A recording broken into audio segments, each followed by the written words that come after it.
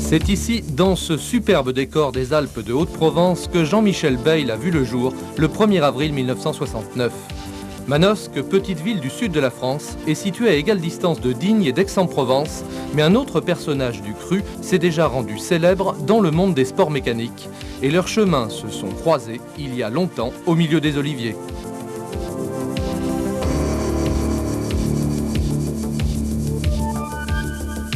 Quand j'ai travaillé dans la cascade à mes débuts, ils étaient, je peux dire, tout le temps entre mes jambes. Je me revois faire mes courses au magasin qui était en face de l'entrepôt de leurs parents. Et Jean-Michel passait ses journées dans ce magasin. Et chaque fois que j'arrivais, il me déboulait dans les jambes. Et il était contre moi et j'étais son idole. Je crois que j'étais son idole. Je ne veux pas être trop prétentieux, mais moi je l'ai vu, Jean-Mi, je l'ai vu vraiment grandir, traverser les époques. Et il y a des images, deux images très fortes d'ailleurs. Cette première image où il devait avoir 8-9 ans, où il m'a déboulé dans les jambes un jour où j'arrivais chez lui. Il était pour me montrer ses dernières fantaisies à moto, parce qu'il avait une petite tremplin et il faisait des trucs. Et dernièrement au mois de septembre-octobre, la même scène s'est produite. Là, je passais avec ma voiture devant les tennis et j'ai vu un petit jeune sur un vélo, un mountain bike, qui me faisait de grands signes. Et j'ai dit, qu'est-ce que c'est ce gamin là, c'est un fan. Alors un peu plus loin, je me suis arrêté. Je vais revenir à fond de train sur son vélo. Et avec son bandeau dans les cheveux, c'était Jean-Mi. Et j'ai retrouvé là l'image du même. Pour moi, il a traversé les années, il n'a pas du tout changé. C'est devenu une star, c'est sûr, mais à mes yeux, il n'a vraiment pas changé. Le témoignage d'Alain Prieur a pris une dimension exceptionnelle depuis que la trajectoire de cet homme de cœur s'est brisée en plein vol en tentant une fois de plus l'impossible. À Manosque, fief de la famille Bayle, la vie s'écoule paisiblement. Jean-Michel s'y ressource et retrouve par la même occasion les gestes qu'il accomplissait, enfant, en ces mêmes lieux. Pourtant, le gamin du Midi a rejoint sous d'autres cieux le panthéon des stars. Dans le sous-sol de la maison familiale, JMB peut plonger dans ses souvenirs.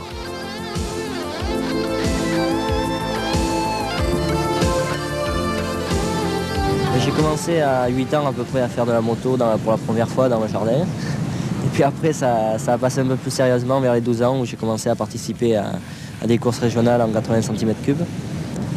Et par la suite, j'ai commencé au championnat 80, donc j'ai été champion de France 2 fois. Vestige d'une époque révolue, prémisse d'une carrière unique dans les annales du sport moto, les documents traduisent la volonté du petit Jean-Michel. Champion de Provence mini-vert à 12 ans au guidon du Yamaha en 1981, il récidive l'année suivante et triple ce succès en 83 à 14 ans. Déjà, sa volonté traduit ses ambitions futures. J'ai découvert ce garçon et je me suis dit que vraiment, il avait une politique de course qui me plaisait beaucoup. Et je ne sais pas pourquoi, j'ai pensé, c'était à Charleval, je me rappelle, j'ai pensé qu'il irait loin. Et tout le monde se rappelle à ce truc-là, parce que je ne sais pas ce qui m'avait pris, mais j'avais l'impression. Et au cours d'un de mes voyages à Paris, j'étais pilote chez Sonoto à l'époque, je lui ai redescendu une 80, un 80 pour qu'il puisse rouler. En 1984, il tourne la première page de sa carrière et remporte à 15 ans le Trophée de France mini-vert. Si mes parents n'avaient pas été là, j'aurais perdu du temps. Et ça m'étonnerait que j'aurais été à ce niveau à ce moment-là. Donc je pense que ça m'a fait gagner du temps et ils ont su me donner la chance de pouvoir faire ce sport, je l'ai prise. Il faut voir aussi que en France, il y a à peu près 500 pilotes qui ont la même chance que moi et qui ne l'apprennent pas. Conscient de ses qualités, Jean-Michel étonne surtout par son extrême lucidité que certains peuvent prendre pour de la réserve ou même de la froideur. J'ai changé de catégorie puisque je suis passé en 125 et c'est un transfert qui est très dur à faire quand on est jeune de rouler d'un 80 et de passer sur un 125. J'ai bien réussi ce transfert et j'ai commencé mes premières années de Grand Prix où j'ai fait 21e la première année. Et puis après, il y a eu mon passage de chez Kawasaki Honda qui m'a beaucoup motivé à bien rouler. Et là, de suite, j'ai fait 3e au championnat du monde. Et l'année d'après, donc c'était l'année dernière, j'étais champion du monde.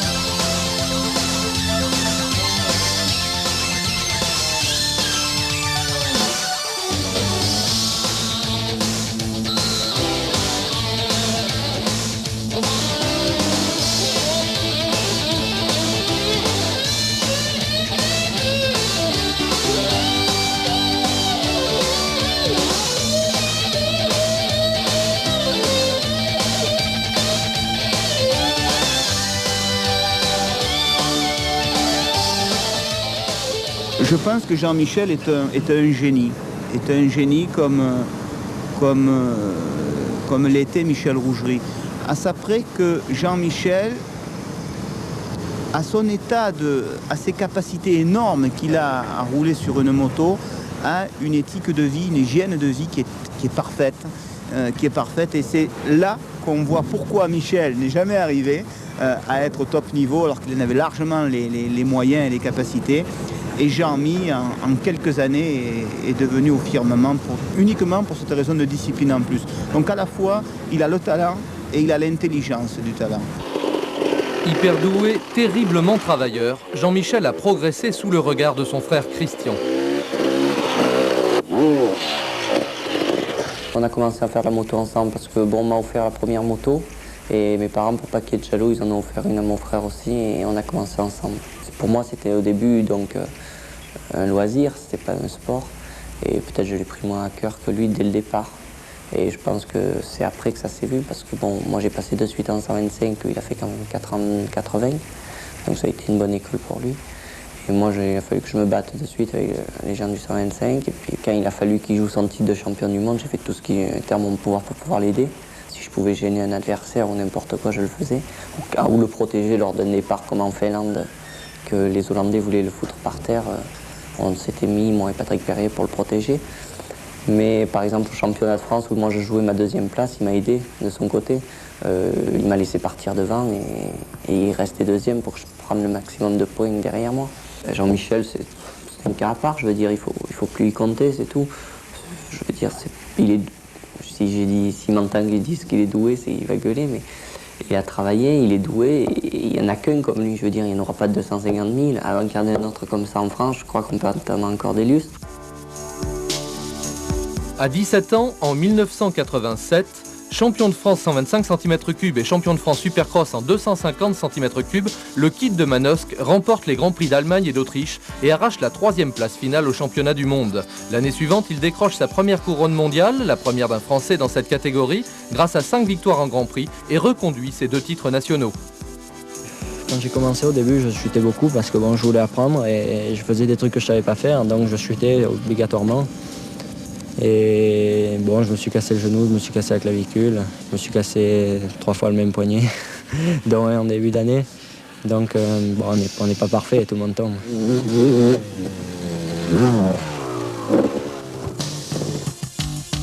En 89, Jean-Michel saute le pas et s'aligne en 250 cm3. Il affiche une confiance inébranlable et ne paraît ressentir aucune pression face à l'enjeu. En 250, cette année, ça a été assez différent car c'était jamais le même pilote qui gagnait les mêmes épreuves. Et donc, je ne sais pas encore les pilotes qui vont être vraiment forts et les pilotes qui vont être vraiment dans l'arrière du classement. Mais je pense qu'il y aura 5-6 pilotes qui seront très vite.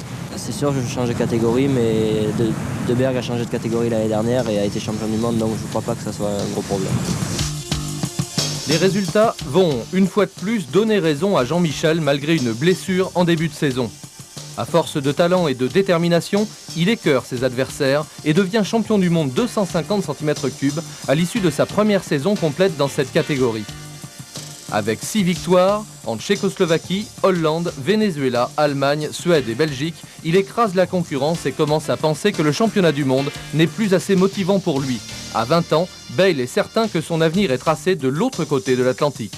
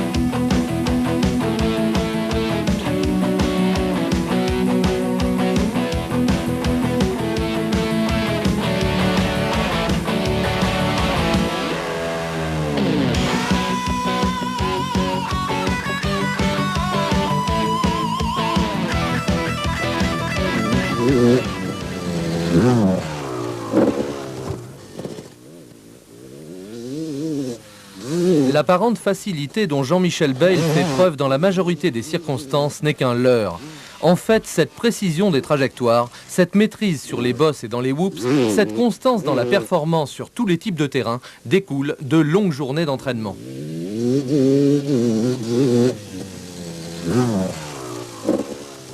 J'essaye de m'améliorer tout le temps. Même si je ne m'améliore pas, au moins de rester au même niveau. Donc j'essaye de tout le temps trouver des nouvelles choses. Et pour un supercross évolue très vite avec tous les jeunes pilotes qui arrivent, ils trouvent toujours des nouveaux petits trucs. Donc il faut être dans le coup pour pouvoir gagner. Quand on accélère en l'air et qu'on passe une vitesse, la roue arrière tourne plus vite et ça change la force centrifuge. Et ça arrive à nous faire partir un peu sur l'arrière. Et puis si on met un coup de frein en débrayant bien sûr pour ne pas caler, la moto repique de l'avant car ça stoppe l'énergie. On regarde très loin devant parce qu'il faut savoir anticiper à l'avance parce que quand on arrive dessus c'est trop tard à la vitesse où on va. Donc il faut déjà prévoir les trajectoires. Quand on saute un double, il faut prévoir le virage déjà qui est après. Donc il faut essayer de tout voir à l'avance et de tout visionner avant qu'on arrive sur l'obstacle.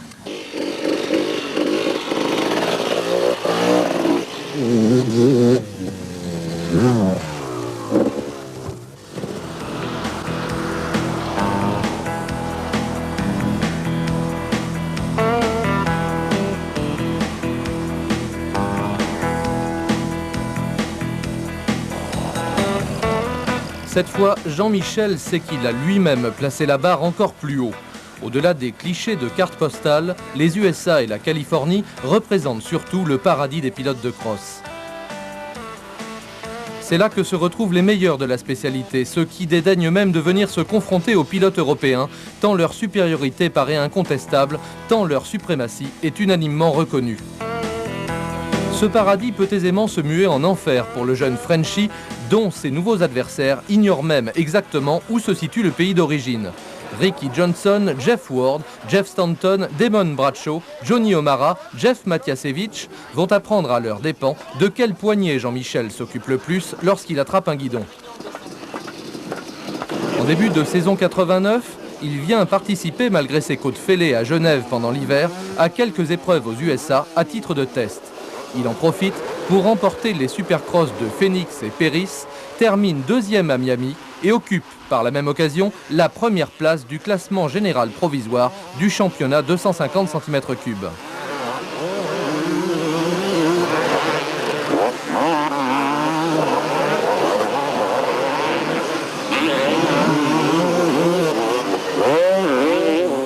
Il remporte aussi le motocross de Gainesville en 250 et une Adia en 500.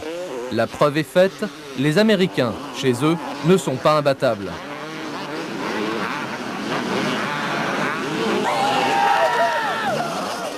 Il y a beaucoup plus de pilotes qui roulent vite par rapport en Europe et surtout en France. Et pour moi, c'est quand même mieux de faire tous les dimanches une course comme celle-ci que de faire un championnat de France. Fort de cette certitude, Bayle peut retourner en Europe décrocher son deuxième titre de champion du monde en 250 précisément, mais Johnson lui-même est impressionné. Jean-Michel Bayle est un pilote très fort, il est très rapide mais aussi très doux. D'ailleurs, il est champion du monde. J'attends avec impatience de me mesurer à nouveau à lui. Et il n'y a pas que Johnson à attendre JMB au détour de la piste. Les stars américaines n'aiment pas beaucoup qu'on vienne leur faire de l'ombre à domicile.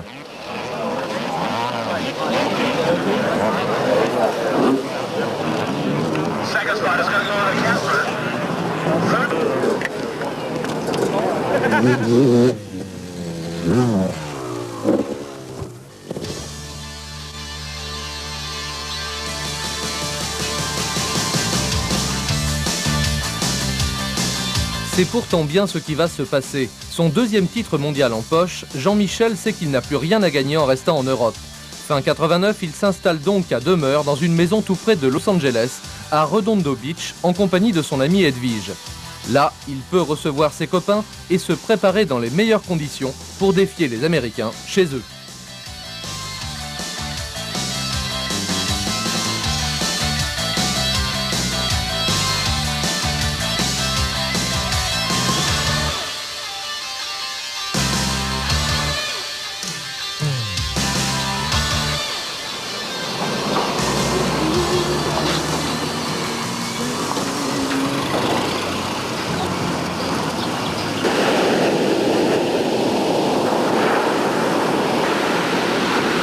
Je suis venu la première fois il y a à peu près 2 mois pour venir un peu m'organiser. Et puis là maintenant ça fait à peu près un mois et demi. Ça change un peu de Manosque un peu. C'est toujours le même endroit, les mêmes terrains d'entraînement. Donc c'est un peu une autre motivation, un peu de venir rouler ici. Et en même temps ça va me faire progresser puisque je vais rouler avec des pilotes beaucoup plus forts que moi et ça va être bien pour ma carrière. Il en faut plus pour l'impressionner, mais cette fois, Jean-Michel va devoir s'imposer devant plusieurs dizaines de milliers de fans dans le fameux stadium d'Anaheim, l'un des hauts lieux du Supercross US.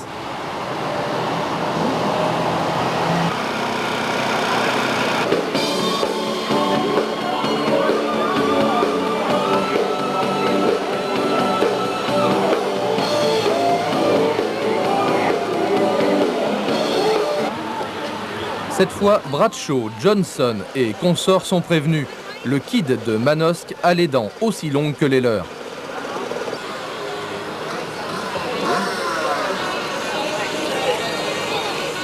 Bayle découvre également l'ambiance qui règne dans le milieu des sports mécaniques aux États-Unis, faite de décontraction et d'une certaine convivialité dans le paddock. Elle change du tout au tout sur la piste où presque tous les coups sont permis. Heureusement, le Français bénéficie des conseils avisés du champion Roger de Coster, lui aussi expatrié aux USA. Le multiple champion du monde belge travaille pour American Honda et son soutien technique et tactique va être précieux pour le double champion du monde français.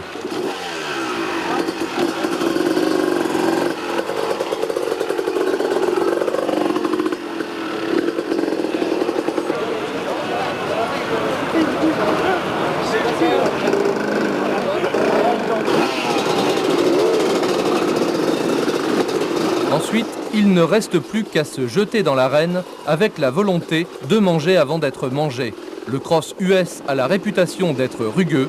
Là, il n'y a qu'une seule règle, chacun pour soi.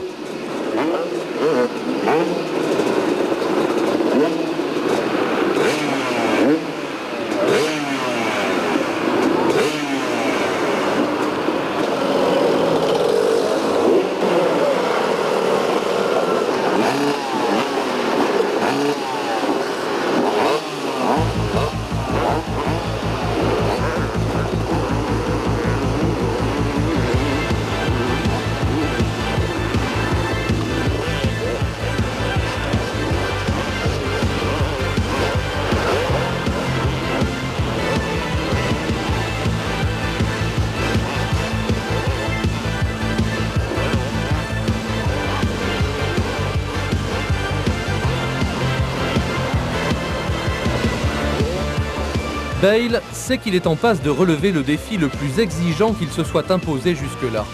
Il aura besoin de toute sa volonté, de toute sa détermination pour apprivoiser cet univers hostile, loin de ses attaches.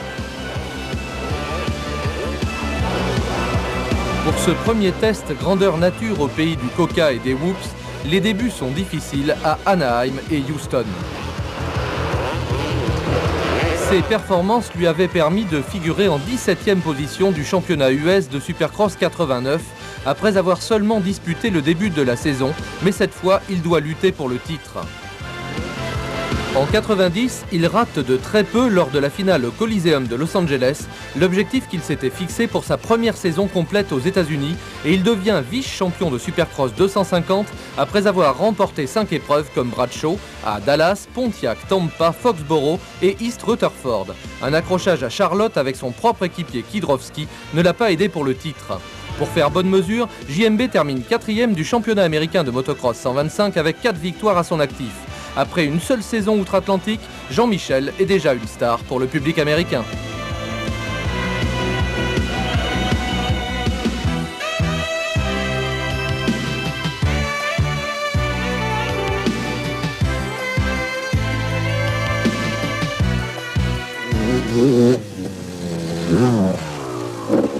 Les pilotes américains sont les meilleurs pilotes au monde et que bon, moi je suis le meilleur européen.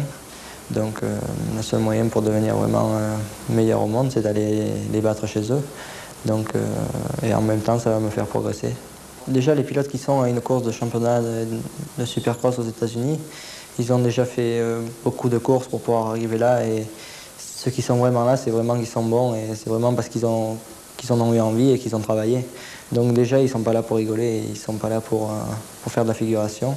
Au début, bon, c'est sûr, ils me prennent un peu pour quelqu'un qui vient d'une autre planète, quoi, qui vient dans un endroit qui n'est pas pour lui. Donc ça fait un peu bizarre. Mais maintenant, ça fait presque... j'ai fait beaucoup de courses avec eux et ils me considèrent un peu comme un Américain maintenant, donc un peu comme eux. Avant, quand je les doublais, ils n'aimaient pas trop parce qu'ils savaient que j'étais européen et que j'étais français. Et que pour eux, ça les gênait beaucoup, mais maintenant, ils ont appris à savoir que bon, j'étais au championnat des États-Unis et que j'étais un concurrent comme un autre. Faire 3e ou 2e, ça ne m'intéresse pas. Je n'ai pas envie. Je veux essayer de... Si je prends un départ d'une course, c'est pour essayer de la gagner. C'est pas pour essayer de faire dans les 5 premiers et de dire oh, je suis content, j'ai fait 3e. Je veux pas surtout tomber dans la routine du pilote de motocross qui dit bon, qui va à la course comme il va au travail, quoi. Donc je le fais parce que ça me fait plaisir et parce que j'ai envie de le faire et parce que j'ai envie de gagner. En 91, à 22 ans, c'est la consécration absolue. Grâce à 8 victoires, la première à Houston, il devient champion des États-Unis de Supercross et remporte également les championnats américains de motocross 250 et 500, sans oublier le Grand Prix des États-Unis 500 cm3. L'ouragan Bale a bousculé les Américains chez eux en réalisant un exploit unique qu'aucun champion n'était parvenu à signer jusque-là. Jean-Michel est devenu une véritable légende de l'histoire du motocross. Il arrive à gagner sans prendre beaucoup de risques aussi. Il y a des pilotes comme Bradshaw, ils vont très vite. À certains jours, ils sont même plus vite que Jean-Michel. Mais il est toujours à la limite. Il devrait être aveugle s'il n'apprécie pas les qualités des pilotes de GMB, la façon dont ils roulent. Et c'est ça justement, je crois, qui l'énerve encore plus, c'est qu'il arrive à rouler très vite et à les battre en roulant, en donnant l'impression d'être bien en dehors de sa limite.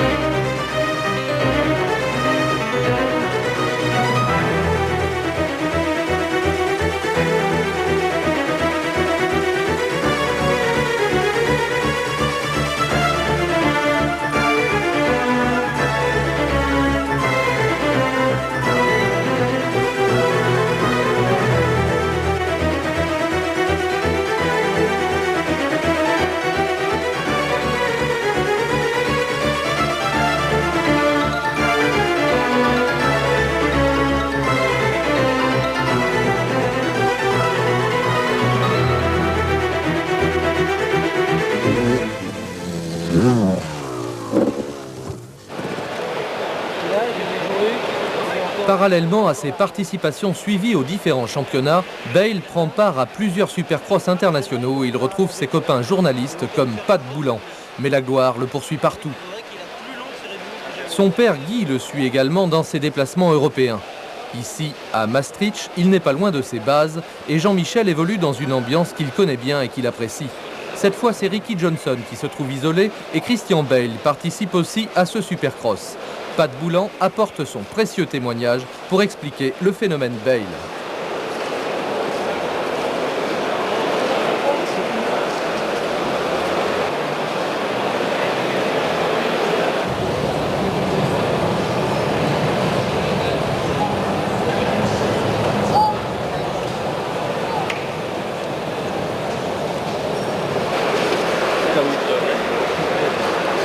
Tous les 10 ans, tous les 20 ans, tous les 30 ans, ça existe dans tous les sports, en football, en voiture. Il naît un super champion. Jean-Michel en fait partie. Et Jean-Michel est en plus, contrairement à ce que beaucoup de monde pense de lui, un bosseur infatigable.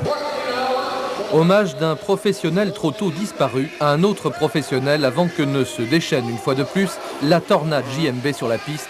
En tout cas, partout, le public en redemande.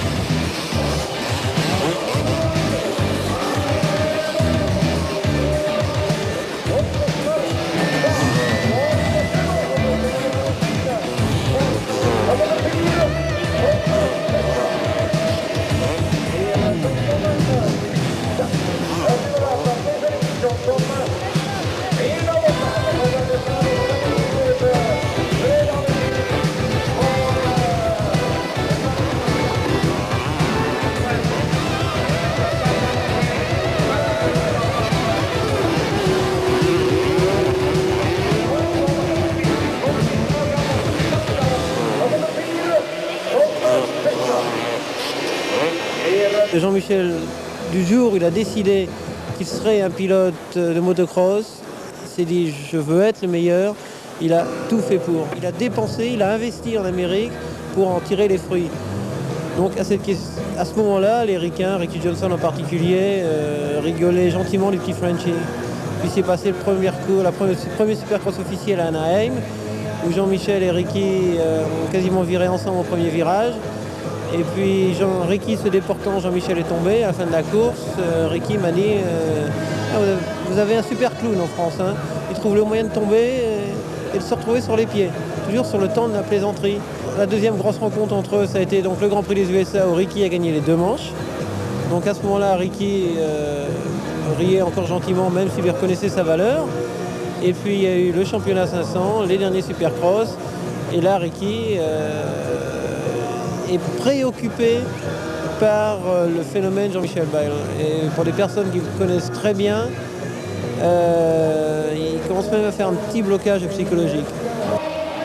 Et on sait à quoi ce blocage va aboutir très bientôt. La Tornade JMB va bousculer le monument Johnson. L'Américain porte encore la plaque numéro 1 sur sa machine et Jean-Michel reste fidèle à ce numéro 111 qu'il affectionne, c'est-à-dire 3 fois premier. Mais suivons cette finale de l'un des supercross les plus importants d'Europe, celui de Maastricht justement. Dans le premier virage, Bayle se fait coincer à la corde dans les bottes de paille après un départ prudent. Il ne lui reste plus qu'une solution, attaquer à outrance et repasser ses adversaires les uns après les autres. C'est dans ce genre de situation que ces interminables journées d'entraînement sur les terrains près de chez lui portent leurs fruits. Inlassablement, il reproduit les mêmes difficultés et apprend à les surmonter.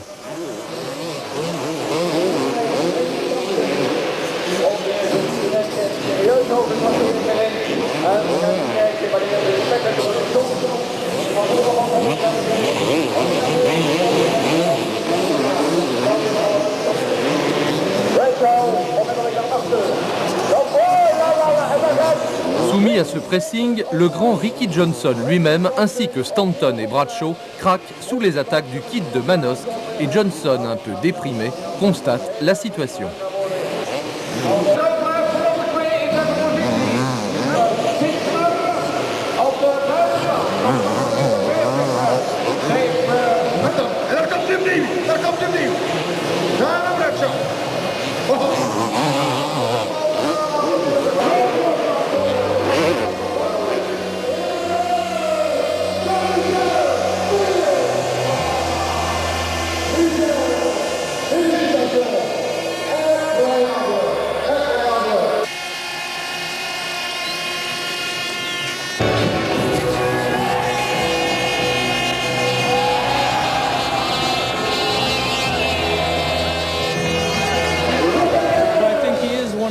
Je crois que c'est maintenant l'un des tout meilleurs pilotes du monde, mais je crois qu'il ne se contente pas seulement d'être pilote, il est aussi le meilleur dans tous les autres domaines.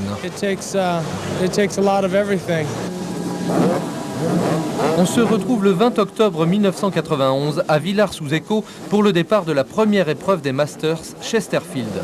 Seul motocross de cette série qui se poursuit ensuite par des supercross, dont Milan la semaine suivante. Du beau monde derrière la herse avec Everts, Schmidt, Van de Berg, Vekkonen et Ward pour tenter d'enrayer la Tornade Bayle, irrésistible cette année-là. Comme souvent, Jean-Michel prend un départ prudent pour éviter les accrochages des premiers mètres. Schmidt, Van de Berg et surtout Stéphane Everts, le jeune Belge de 19 ans, n'ont pas l'intention de faciliter la tâche du Français qui va devoir user de tout son talent pour les déborder un par un.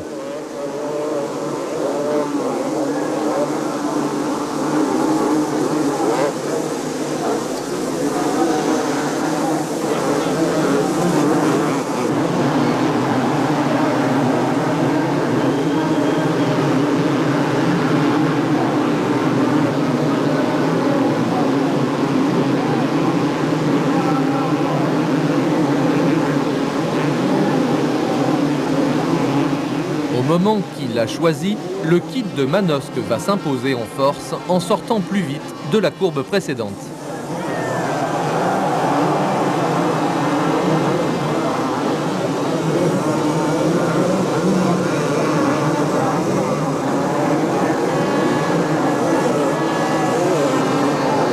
Les 18 000 spectateurs en délire en ont pour leur argent, ils peuvent enfin se régaler du talent unique dont ils ont été privés toute la saison.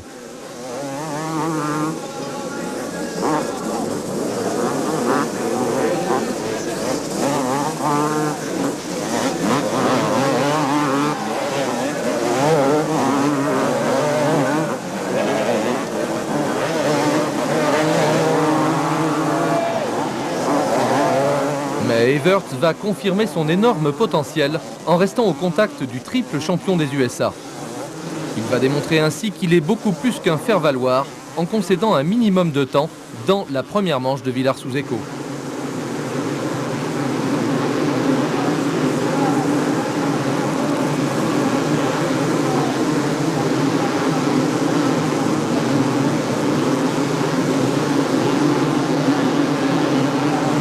Le troisième, Donny Schmidt, n'a pas pu s'accrocher et le public est gâté.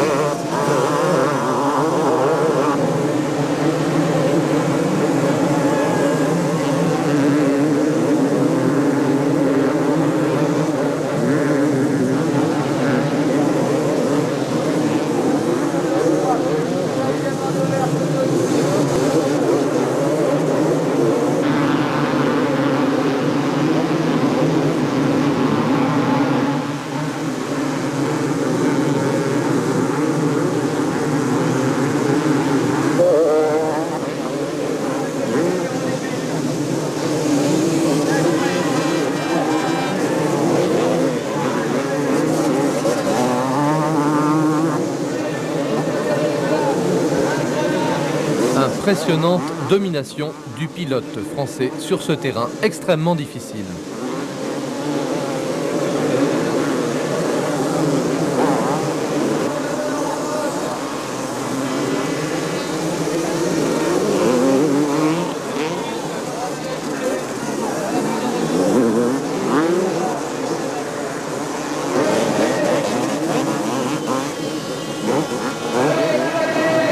Et voilà, très belle victoire de Jean-Michel Bayle dans cette manche.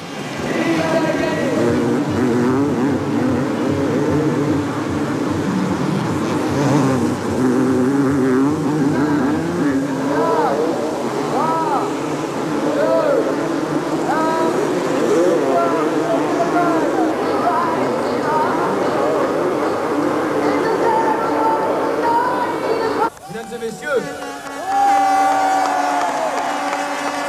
il est champion des États-Unis de Supercross avec 8 victoires officielles. Il est champion des États-Unis de 150 de motocross et il est depuis le week-end dernier champion des États-Unis 500. Mesdames et messieurs, Le terrain reste toujours aussi lourd et la température aussi glaciale pour la troisième manche. Comme à son habitude, Jean-Michel se montre calme au départ, contrairement à Stribos, Van de Berg et Vekkonen. Mais JMB se met à ouvrir en grand et personne ne va lui résister.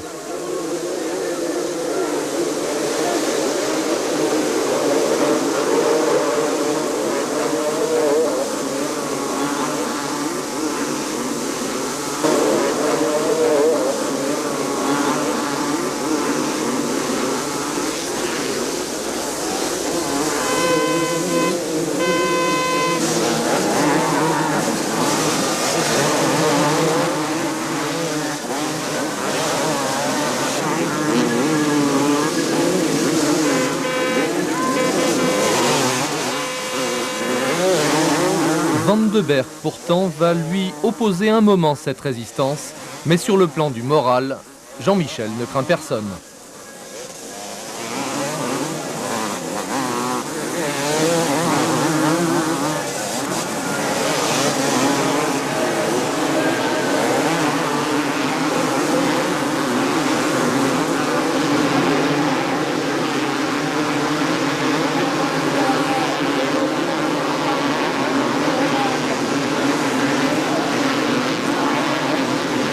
Une fois de plus, le retour du Français démontre l'écrasante domination qu'il exerce sur le cross mondial. Seule la deuxième manche a échappé à Bayle à Villars-sous-Écot à cause d'un très mauvais départ et c'est Everts qui l'a emporté.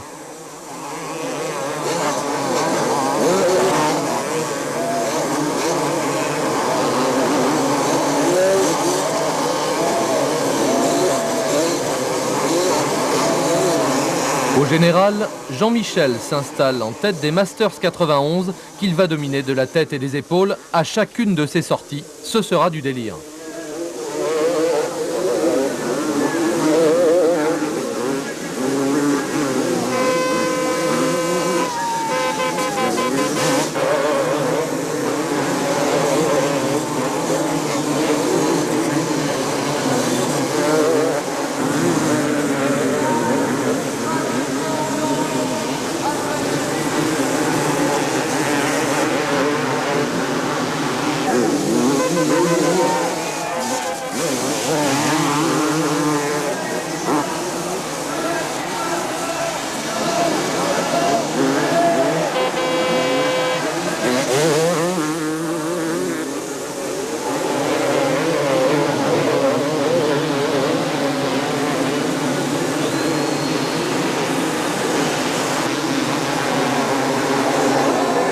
Voilà pour cette première victoire de Jean-Michel Bayle dans le cadre de ces Masters 1991.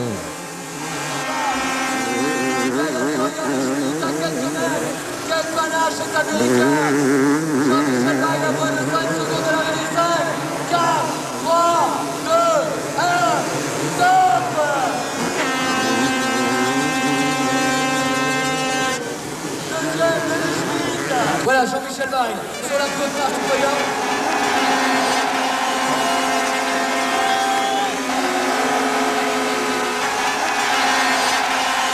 Et un public toujours aussi chaleureux.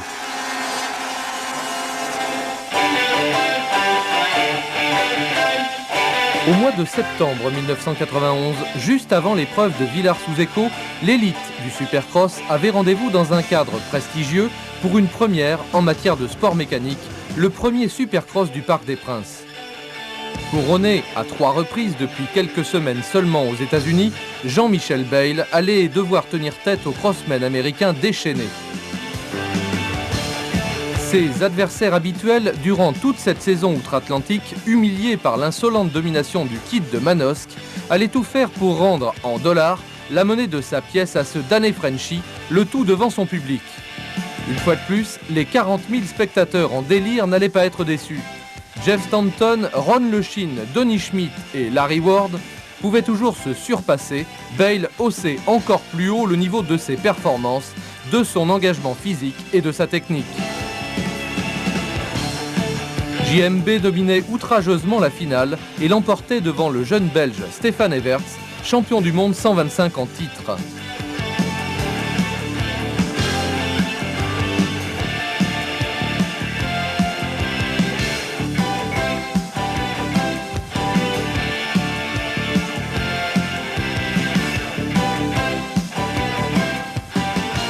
Jeff Stanton lui-même était beau joueur, pourtant il avait chuté en finale en s'épuisant à tenter de suivre Bayle.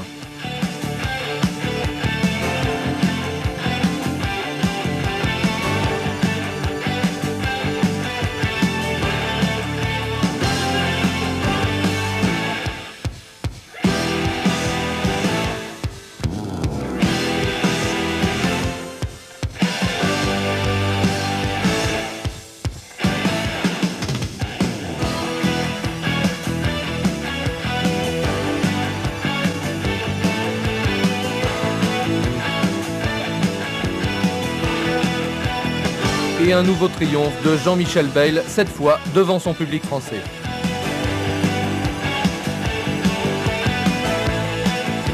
Avec remise symbolique de la plaque de numéro 1 américain de Jeff Stanton à Jean-Michel Bayle.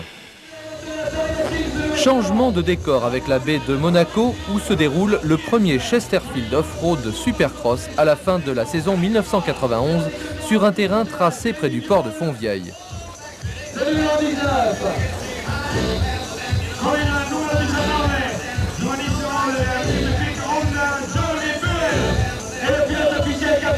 Auréolé de ses 3 titres de champion des États-Unis, Jean-Michel a donc poursuivi sa razzia en remportant le Supercross du Parc des Princes et celui de Milan quelques semaines plus tôt.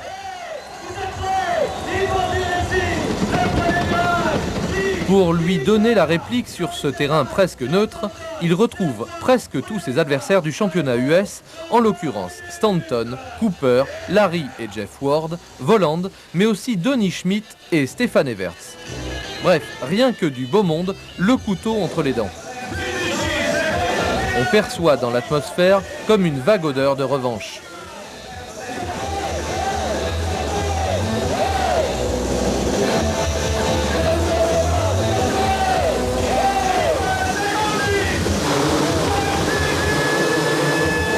Le départ est explosif et Stanton, piqué au vif par l'humiliation subie sur ses terres, est venu pour démontrer qu'il reste capable de battre n'importe qui, n'importe où.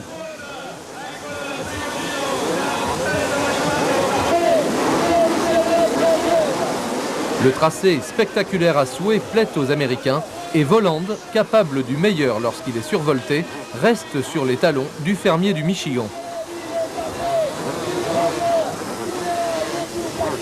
Jeff Ward n'est pas loin non plus, tout comme Guy Cooper, Stéphane Everts et Donny Schmidt.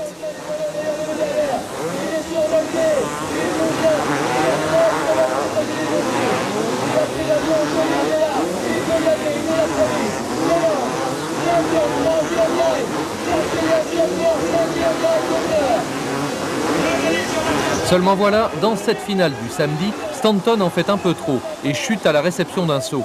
Quelques secondes pour se relever, mais c'est déjà trop tard. Voland et Bale en ont profité pour se glisser au commandement.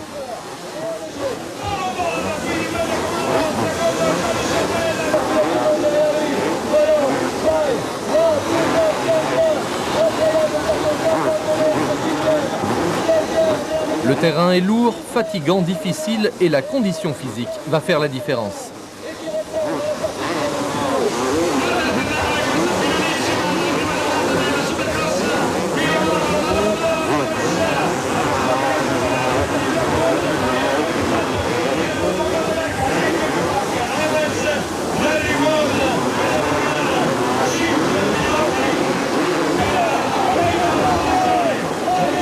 Impérial dans les whoops, Bale décide de placer sa botte secrète dès qu'il sent son adversaire à sa portée.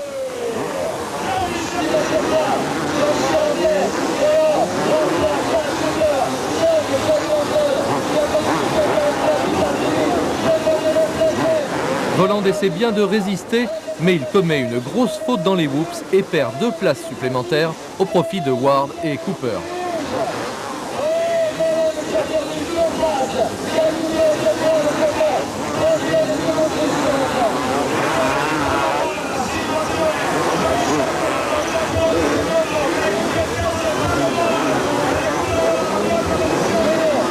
Gérant sa course avec clairvoyance et lucidité comme toujours, Jean-Michel n'a plus qu'à contrôler ses adversaires à bout de souffle qui ne peuvent rien faire pour se rapprocher.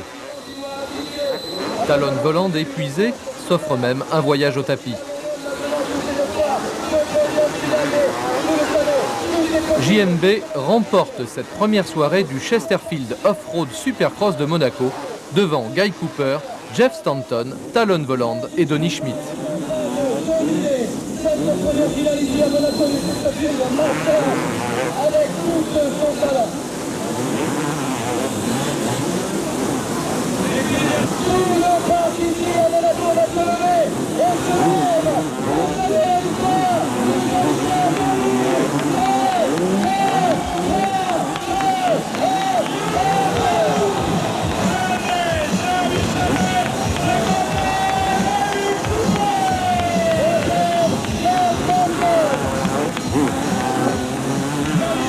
Superbe victoire, une nouvelle pour Jean-Michel Bale, à nouveau devant Jeff Stanton dans la tribune officielle. Le prince Albert de Monaco est enthousiasmé par le spectacle. Sportif de haut niveau et passionné de sport mécanique, on se rappelle ses participations au Rallye Paris-Dakar. Il apprécie la performance alors que Stanton reste plus réservé.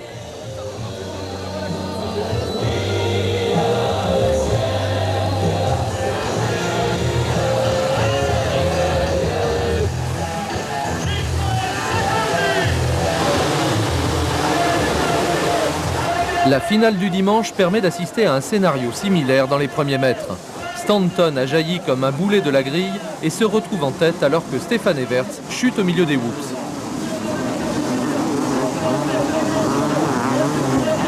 Trop retardé et un peu sonné, peu à l'aise sur cette piste lourde, Everts va d'ailleurs préférer se retirer.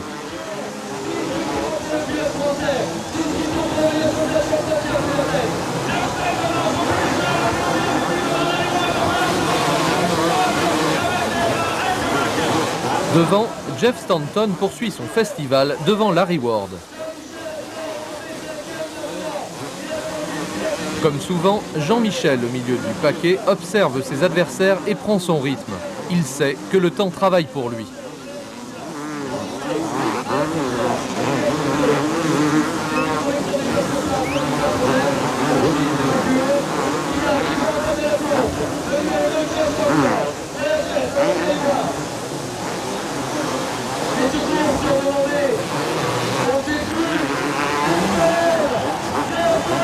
Cette fois, le bras de fer est engagé. Bale met la pression et passe Wardy. Il a Stanton et Larry Ward en point de mire.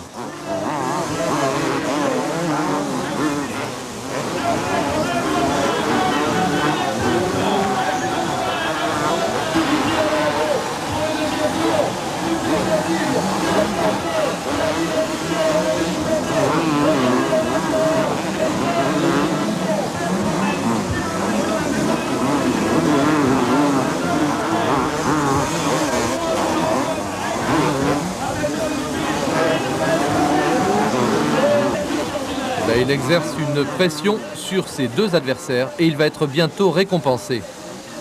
Larry Ward a commis une faute et Bale se retrouve deuxième dans les roues de Stanton. C'est la revanche du championnat US.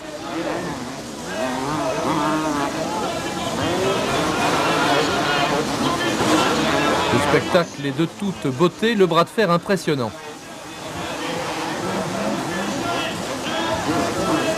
Jean-Michel ne va pas tarder à placer une attaque, mais Jeff résiste et reprend son bien. Dans les tribunes, c'est du délire.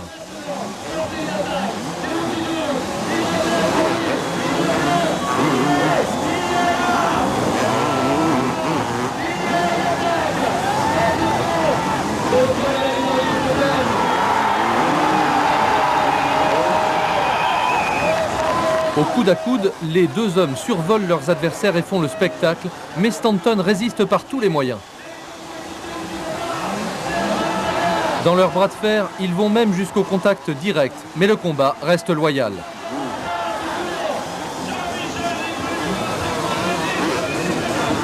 Dix fois, on pense que Bale a trouvé l'ouverture, mais l'Américain trouve les ressources pour repousser l'attaque et parvient à garder quelques centimètres d'avance.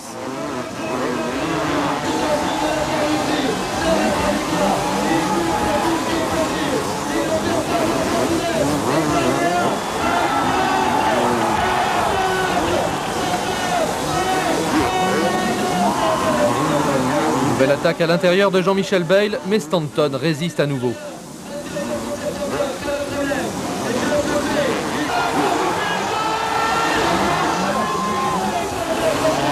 Voilà, le contact s'est produit, heureusement sans gravité entre les deux leaders, époustouflant d'audace.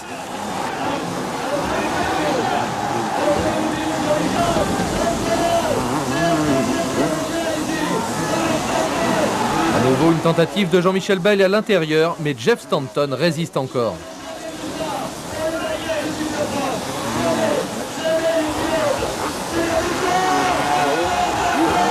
Très sportivement, les deux adversaires vont se congratuler après cette finale d'anthologie. Ils oublient qu'ils ne sont pas les meilleurs amis du monde.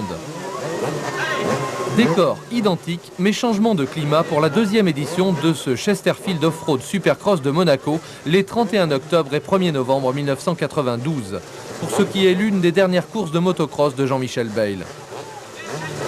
Bobby Moore, Jeff Matiasevich, Parker, Voland, Antunez, Matson, Ward sont venus donner la réplique à JMB.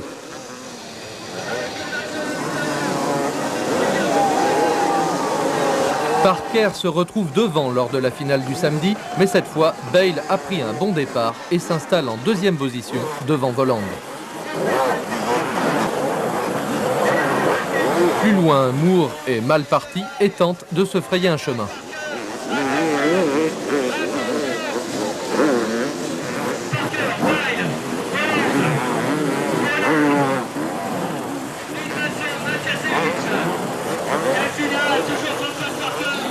Sur ce terrain très lourd, Trompas Parker se montre brillant et résiste à la pression.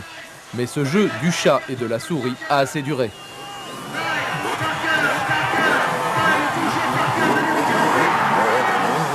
Une petite faute de l'Américain et le double champion du monde prouve qu'il se battra jusqu'au bout de sa carrière de pilote de cross, même si ses pensées futures se tournent déjà vers le bitume.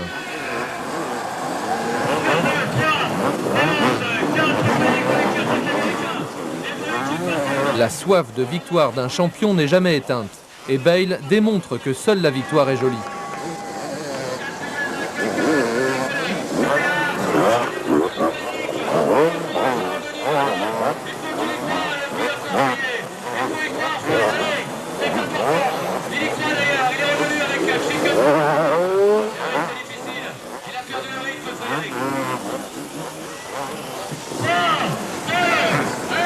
Voilà pour cette arrivée de Jean-Michel Bale à Monaco. À l'arrivée, justement, il va recevoir les félicitations de Talon Voland, deuxième. Yann Guédard termine troisième et les fous du cross commencent à se dire que le vide va être immense dans quelques semaines.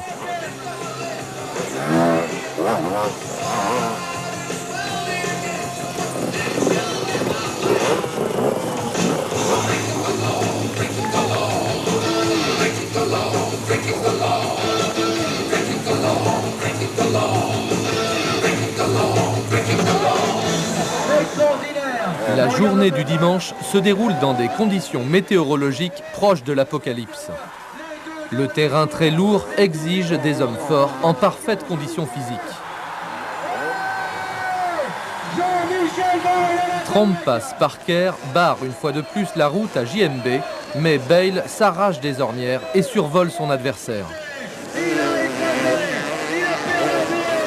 Transformés en statues debout, les pilotes poursuivent à l'énergie leur trajectoire jusqu'au drapeau à damier.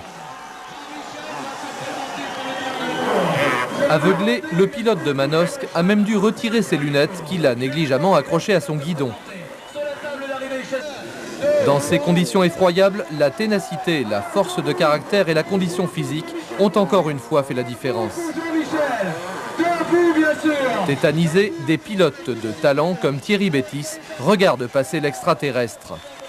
Jusque dans les derniers jours de sa carrière de pilote de motocross, Jean-Michel Bale aura marqué la terre. Mais dans sa tête, la page est presque tournée sur cette période de sa vie.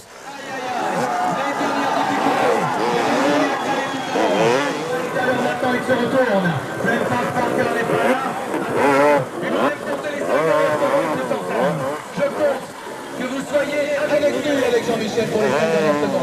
Attention, quelques secondes encore et on va démarrer le compte à rebours. Dernier mètre de Jean-Michel Bale dans la boue compacte du Supercross de Monaco. Et voilà, c'est terminé. On se tourne vers d'autres horizons.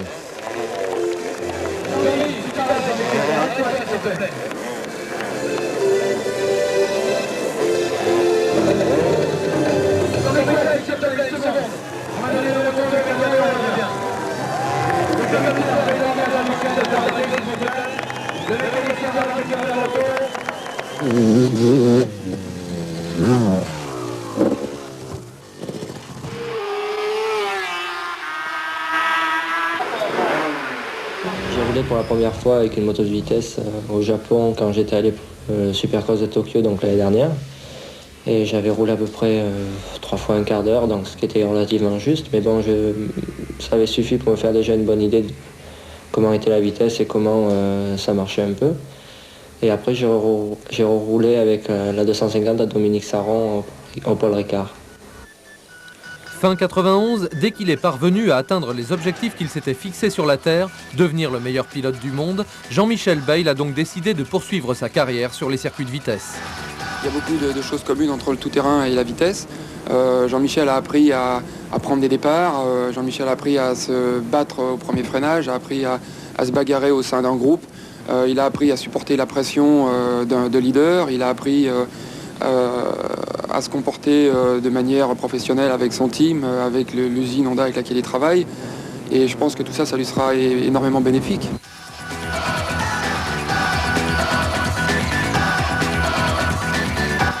Pour faire bonne mesure après ses premiers contacts sur 2 roues, Jean-Michel a saisi l'occasion d'en essayer 4 dans le baquet d'une monoplace sur le circuit du Mans. 6007, 6008. Oui, c'est une journée un peu d'amusement, histoire de voir un peu comment la voiture marche et tout se passe très bien donc pour le moment. Et ça me fait énormément plaisir de rouler sur un 4 roues, surtout sur des circuits de vitesse que je rencontrerai certainement en 93 et en plus d'essayer une voiture qui a très bien roulé cette année. Donc ça me fait énormément plaisir. Un engin de course, c'est comme je pense tous les engins de course, c'est très difficile à manier et il faut énormément d'habitude. Et c'est une très bonne voiture, mais bon, c'est vrai que ça demande une technique assez différente de ce que j'ai l'habitude de faire.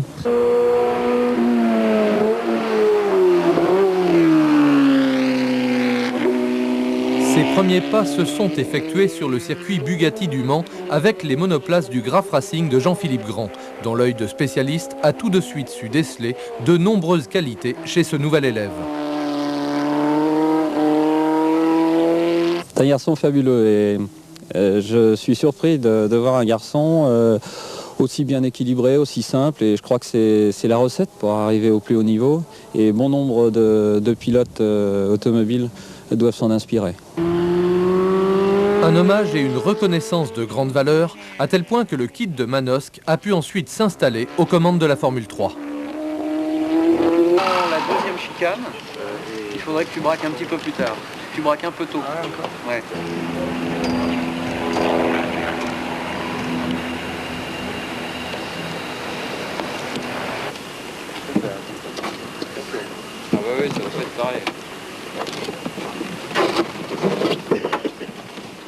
Elle n'est pas naturelle là.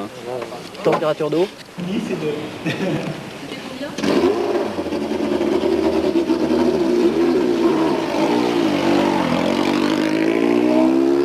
Cette monoplace est championne de France en titre aux mains de Christophe Bouchu. Et immédiatement après quelques tours d'accoutumance, Bayle se permet de tourner dans des temps dignes du championnat de France de la spécialité, l'occasion aussi de se pencher sur sa reconversion sur deux roues. Si j'avais continué, je l'aurais regretté, je pense, plus tard. Donc là, j'ai la chance d'avoir... Il y a certains pilotes de vitesse qui n'ont jamais eu la chance d'avoir une moto d'usine. Et j'ai la chance d'en avoir une, donc je vais en profiter et je vais essayer de faire mon possible. L'attaque, on l'a ou on ne l'a pas. Jean-Michel la possède naturellement, la preuve. À la fin de la saison 92, sa carrière de pilote de tout-terrain touche donc à sa fin. Quelle meilleure occasion de passer de la terre au bitume que le guidon d'or disputé sur le circuit Carole. Ce guidon d'or permet de faire un peu la transition entre le motocross et la vitesse. Et c'est vrai que c'est une super course et qu'il y a une très bonne ambiance et on retrouve les meilleurs pilotes de vitesse. Donc c'est toujours bon de prendre contact avec eux dans cette course. Plusieurs pilotes de Grand Prix viennent là parfaire leur sens de la glisse ou simplement pour le plaisir de se battre. Jean-Michel rencontre Wayne Gardner, l'Australien, champion du monde 500 en 87. Mais là on discute, on a la même moto, alors on parle un peu réglage, quoi. Donc même si on n'a rien trop à s'apprendre tous les deux, mais on fait chacun un peu les choses de son côté et puis bon, on discute, ça ne nous empêche pas de parler. Même si JMB n'a rien à perdre dans le cadre d'une épreuve de ce type, mi-terre, mi-bitume, il doit affronter les ténors de la spécialité, dont un certain Stéphane Chambon. Sur la grille de départ, Jean-Michel côtoie John Kosinski, Wayne Gardner et Alberto Puig.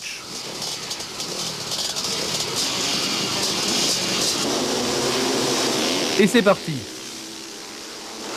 Sur la partie terre, on se frictionne un peu et Kosinski est le plus vif devant Gardner, Puig, Jobé et Bayle.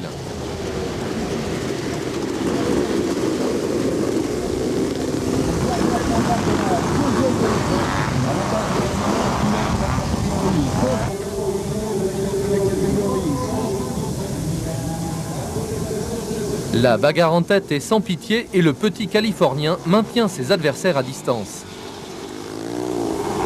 Mais Jean-Michel va bientôt passer Jobé et produire son effort.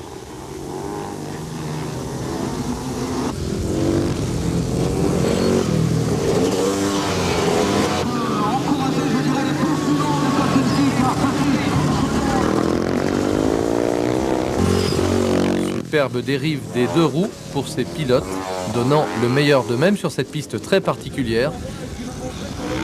John Kosinski est toujours au commandement pour le moment. Et une petite erreur sur le goudron va faire perdre quelques secondes à Jean-Michel Bayle, mais la hargne est la plus forte. Il repart et entreprend de passer ses adversaires un par un.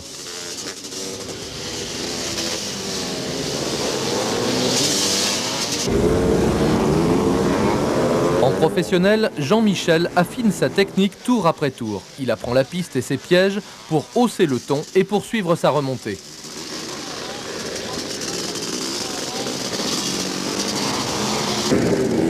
Bientôt, il va aussi vite que les plus rapides sur le bitume et lâche ses adversaires sur la terre.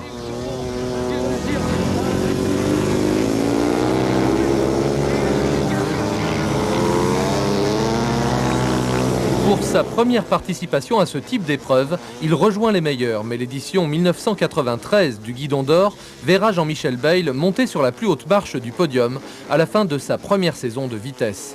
Le kid de Manosque apprend très vite, il rejoint ainsi Eddie Lawson, Wayne Gardner et Stéphane Chambon au palmarès de cette compétition.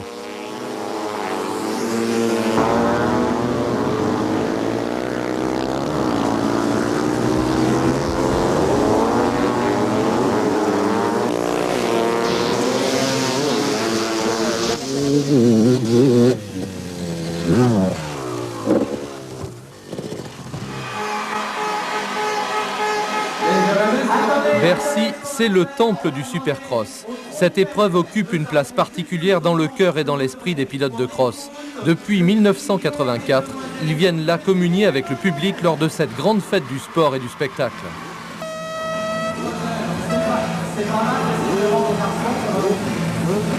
Sur la ligne de départ, la concentration est à son comble, l'attention à son paroxysme.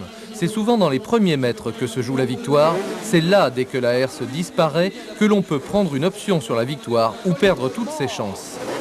Sur ses propres terres, Jean-Michel Bayle reçoit les adversaires qu'il côtoie toute la saison sur les circuits américains. En 90, Jeff Stanton et Jeff Ward notamment sont venus là, fermement décidés à battre le kid de Manosque devant son public chéri.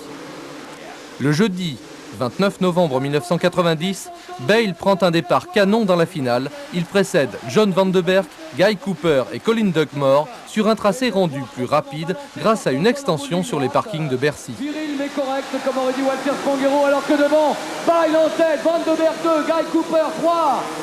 Quel départ Jean-Louis! Voilà, nous sommes ici dans cette portion plus rapide.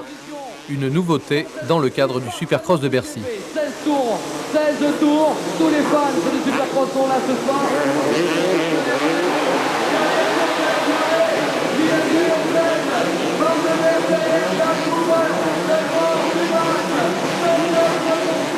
Il y a une finale par soirée en 125 et en 250 cm3. Les 16 tours doivent être couverts sur cette piste éprouvante dessinée par John Savitsky et Jean-Luc Fouché, les meilleurs spécialistes en la matière.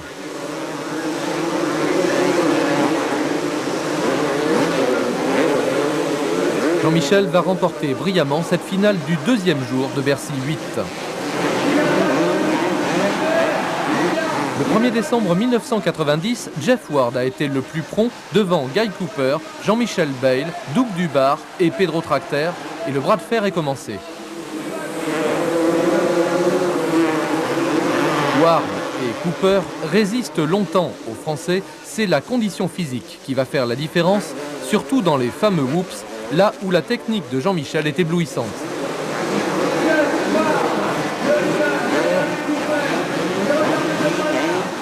D'ailleurs, c'est là que Guy Cooper explose littéralement dans ses whoops. Il commet la faute et laisse le champ libre à Bayle, qui s'attaque maintenant à Ward.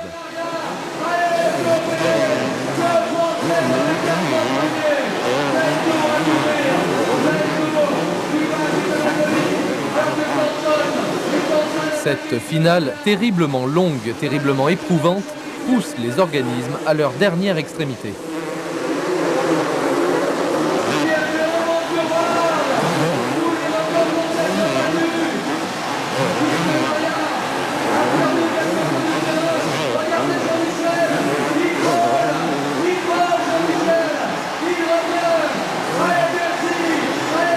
Les pilotes vont au bout de leur force et bientôt, c'est au tour de Jeff Ward de déclarer forfait de manière extrêmement spectaculaire. Jean-Michel s'empare du commandement, mais attention au retour impressionnant de Jeff Stanton qui paraît en pleine forme.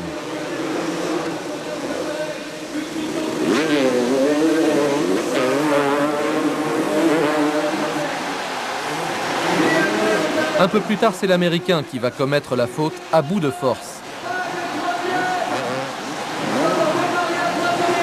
Grâce à sa condition physique exceptionnelle, le double champion du monde a fait craquer tous ses adversaires. Puis c'est au tour d'Yves de Maria, très bien placé, de chuter lourdement.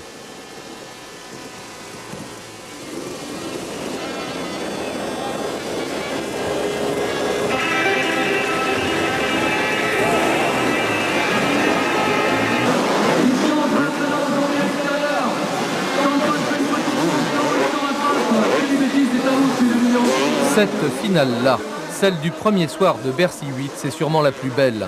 Cette fois, Ward est devant, Stanton deuxième, et Bayle exerce sur l'Américain une pression terrible.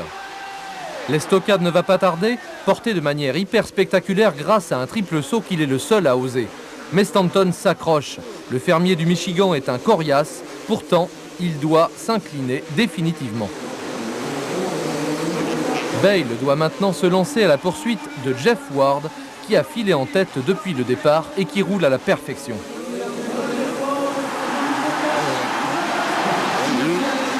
Follement encouragé par les 13 000 spectateurs en délire, Jean-Michel tend ses trajectoires, hausse encore le ton, augmente le rythme.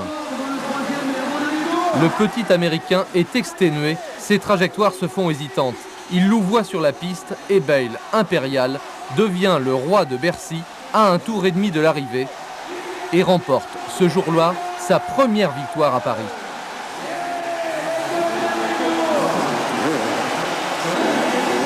Avec 3 succès consécutifs pour cette 8e édition du Supercross de Bercy, Jean-Michel Bayle entre définitivement dans la légende de cette épreuve où il ne s'était encore jamais imposé. Tenant du titre à Bercy, Jean-Michel porte le numéro 1 pour l'édition 91 du Supercross. Triple champion des États-Unis cette saison-là, il a humilié les Américains chez eux. Ils sont donc venus en force pour le contrer chez lui à nouveau. Jeff Stanton, Damon Bradshaw, Guy Cooper, Jeff Ward, Mike Larocco sont là, sans oublier Larry Ward, Mike Kidrowski, Doug Dubar et le jeune Belge Stefan Evers. D'ailleurs, Damon Bradshaw s'est imposé le premier soir et Larry Ward le deuxième. Ce soir, c'est la revanche.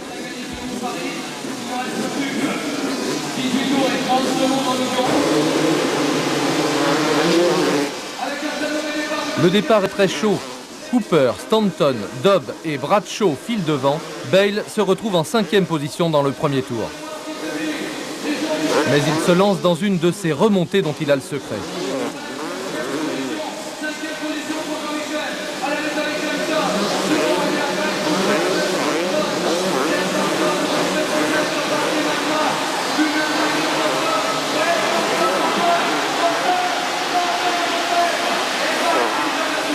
Toujours très lucide, il va doser son effort. Et Guy Cooper commet bientôt une faute. Jean-Michel va se retrouver 3e.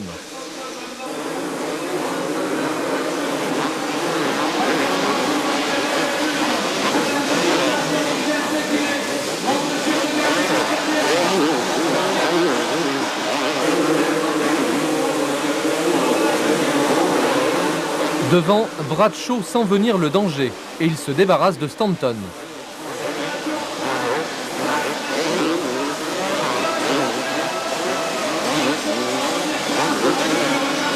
Dans les whoops, JMB est toujours aussi technique et physique. Il maintient la pression sur les deux Américains et place une attaque sur Stanton, mais le fermier du Michigan réagit.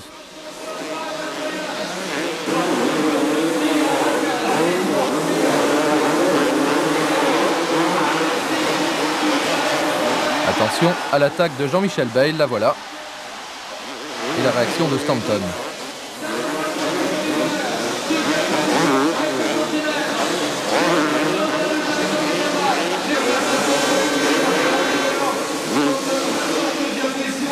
Un peu plus tard, la deuxième attaque va être la bonne.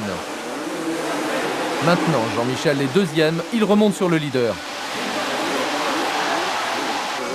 Dans le public, c'est le délire. On sait que le Français n'apprécie pas Bradshaw, c'est un euphémisme.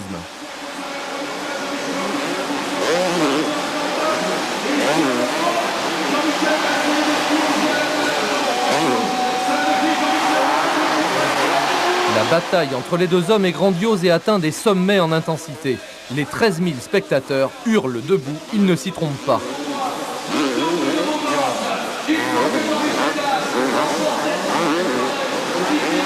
Comme presque toujours, c'est dans les whoops que Bayle va faire la différence. Plus fin, plus technique, mieux dans le rythme, il oublie Bradshaw et s'impose imparablement. Le public a conscience de vivre un moment important de l'histoire de Bercy.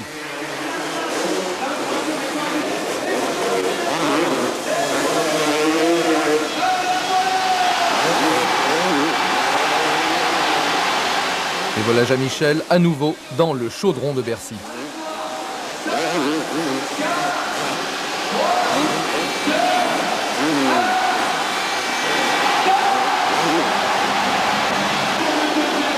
Et je venais ici pour essayer de gagner une course et j'ai un peu raté mes 2 premières soirées. J'ai fini quand même 2 fois deuxième. On a eu des petits accrochages. Mais ce soir j'ai gagné, donc ça me fait énormément plaisir de partir de Bercy 91 avec une victoire. Jean-Michel Bayle, Damon Bradshaw, Jeff Stanton, Greg Albertine, Jeff Emig, Goodies, bye bye.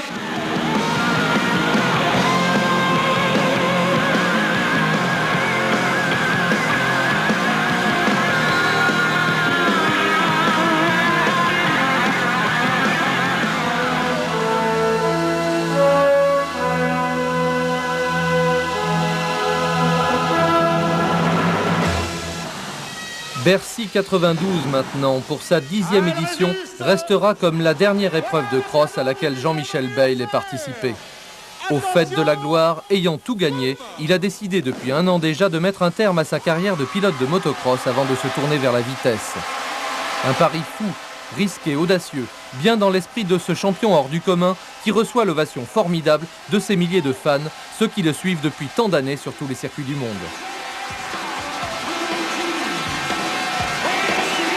Dans un quart d'heure, il y aura donc mon tout dernier départ en motocross. Mais ce dernier départ en motocross, il sera suivi par d'autres départs l'année prochaine avec un feu rouge et vert. Donc j'espère que pour moi, ces nouveaux départs qui se dérouleront avec un feu me donneront autant de satisfaction que ceux que m'ont donné le motocross et le supercross.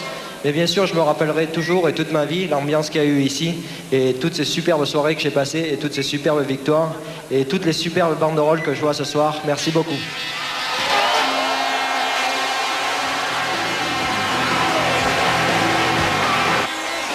L'émotion est à son comble, perceptible pour une fois, même chez ce champion exceptionnel qui va se livrer jusqu'au bout.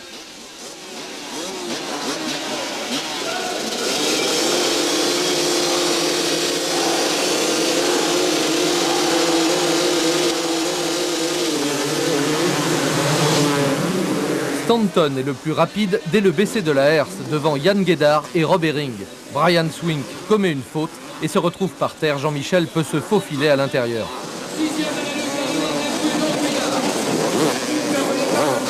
Stanton, Guédard, Dobb, Herring sont devant. Bayle n'est que 7e, juste devant la nouvelle étoile US qui va lui succéder au sein du team American Honda et au palmarès du supercross américain, Jeremy McGrath.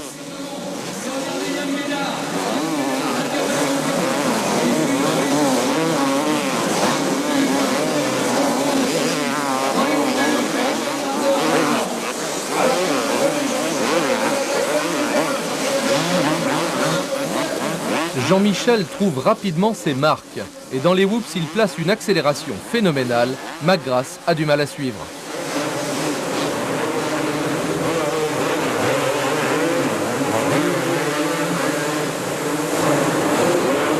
Le rouleau compresseur est en marche. JMB sait doser son effort comme personne. Il remonte en 4e position en passant irrémédiablement Rob Herring.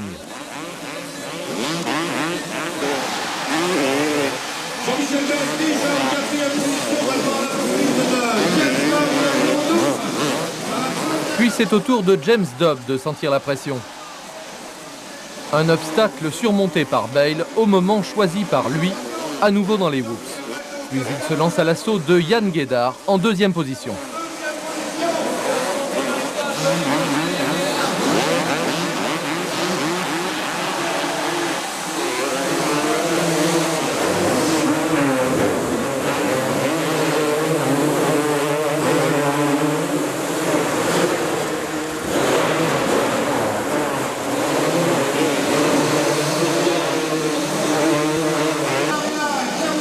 Bataille de Français pour cette 2e place et Bayle passe irrémédiablement.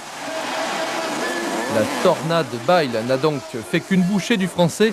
Il ne reste plus que Stanton, isolé en tête depuis le départ, mais Jean-Michel a décidé d'aller le chercher.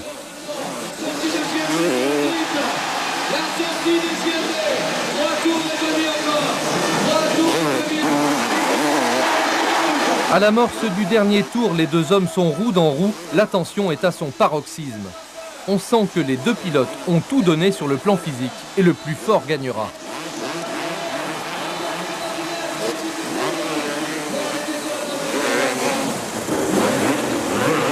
Nous sommes maintenant dans la portion rapide, voilà.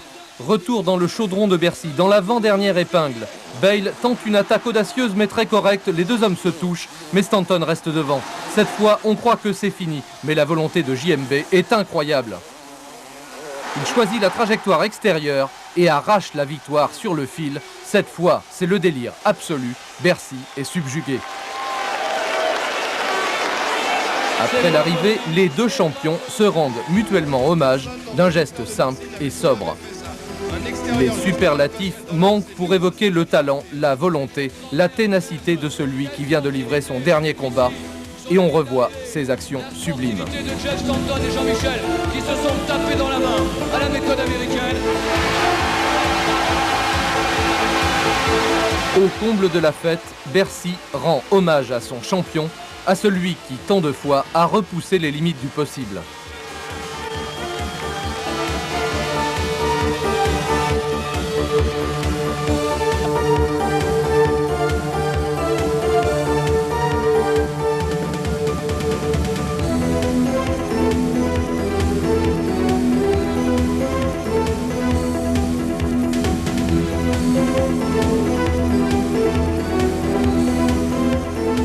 À 23 ans, Jean-Michel Bayle a donc démarré début 93 une carrière de pilote de vitesse en Grand Prix après avoir tout gagné en cross. Atteignant déjà les objectifs qu'il s'était fixés avec une superbe 8e place au Grand Prix de Grande-Bretagne. Son père Guy et sa fiancée Edwige évoquent la personnalité exceptionnelle de ce champion hors du commun à qui rien ne semble résister. Je n'ai jamais appris à poser des challenges. C'est arrivé au fur et à mesure parce qu'il a toujours fait avec plaisir ce qu'il faisait et la progression s'est faite toute seule. Il n'y a pas eu besoin de pouvoir lui dire quoi que ce soit de ce côté-là. Il a besoin d'avoir des challenges. À chaque fois qu'il fait quelque chose, même dans les loisirs, il a toujours besoin de battre l'autre, de prouver qu'il va être meilleur que l'autre, même si l'autre est déjà un bon.